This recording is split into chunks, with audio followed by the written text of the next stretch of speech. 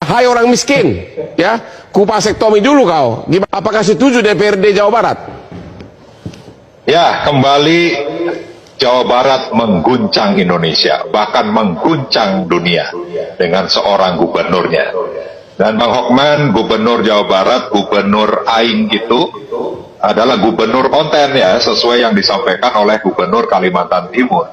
Nah, sehingga apapun yang menjadi permasalahan itu diawali dengan wacana yang dibangun melalui media sosialnya. Nah, sehingga permasalahan vasektomi sebagai syarat bagi penerima bantuan sosial di Jawa Barat ini belum dibicarakan secara resmi melalui rapat-rapat bersama dengan DPRD. Tapi okelah, kita merespon apa yang diwacanakan di media sosial. Tetapi berdasarkan peraturan perundang-undangan yang berkaitan dengan keluarga berencana ya, di situ kan sangat jelas bahwa pelayanan kontrasepsi secara paksa kepada siapapun dalam bentuk apapun bertentangan dengan hak asasi manusia dan pelakunya akan dikenakan sanksi sesuai dengan ketentuan peraturan perundang-undangan. Oke, itu dari sisi hukumnya.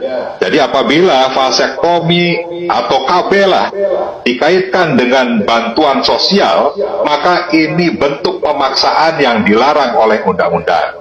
Nah, yang kedua, mungkin tadi yang disampaikan bahwa ini bertentangan juga dengan agama, khususnya Islam, di mana nanti mungkin dari MUI yang bisa menyampaikan secara jelas. Tapi yang saya tahu, sidang sampai keempat MUI membahas terkait dengan vasektomi, bahwa vasektomi ini masih dikategorikan sebagai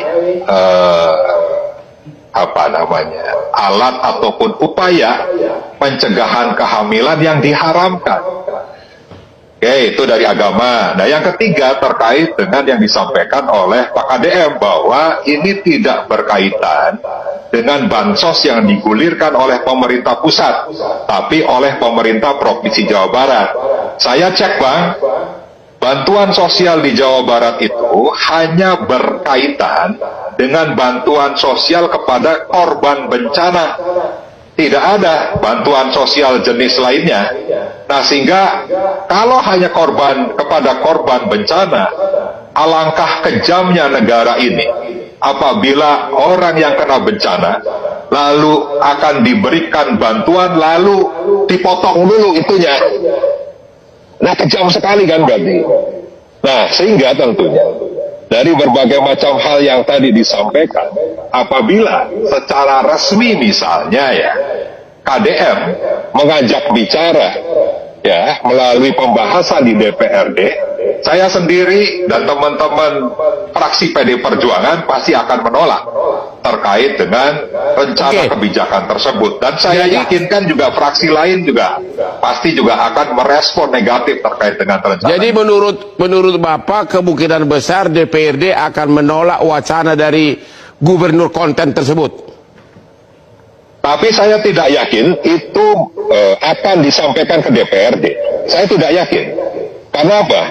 Karena seorang kepala daerah yang membuat kebijakan, membuat langkah-langkah yang bertentangan dengan undang-undang, maka sesuai dengan Undang-Undang 23 2014 tentang pemerintahan daerah, di mana ada pasal yang mengatur bahwa kewajiban kepala daerah tidak melanggar